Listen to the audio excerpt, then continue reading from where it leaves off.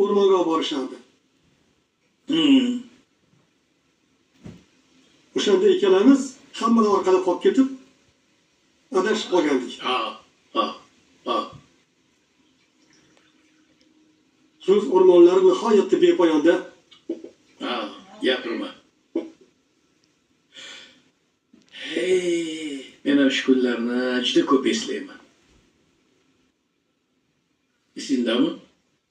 1,5 kun o'rmon ichida tentirab yurganmiz. Keyin eski kulbada yonib turgan chiroqni ko'rib, yosh boladek quvonib, o'sha kulba tomon yugurganlarimiz hali ham ko'zim oldida turibdi. Qan oldik bo'lmasa. Oldik.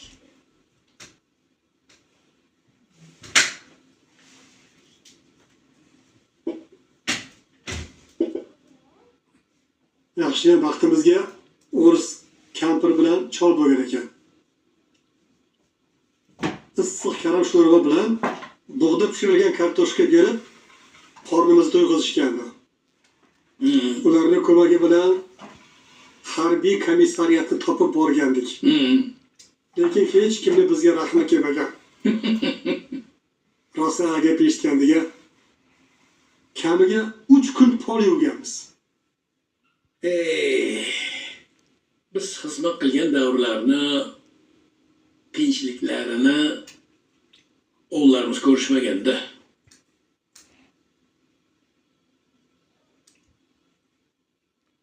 Mustaqillikdan keyin harbiy xizmat faqat o'z yurtimizda bo'ladigan bo'ldi. O'g'lim harbiydaligida har bayramda onasi ikkalamiz o'g'limizni ko'rgani borardik. Sog' salomlar ko'tarib. Nimasini aytasan? Bizni davrimizda askarlar 2-3 yillar ota-onasidan uzoqda yashab xizmat qilardi. Hozirgilar esa o'z yurtida xizmat qilyapti.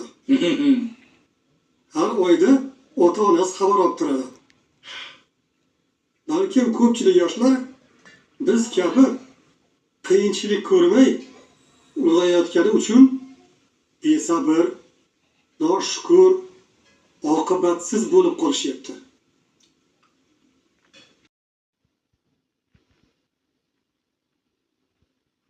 Senga havasim kelyapti do'stim.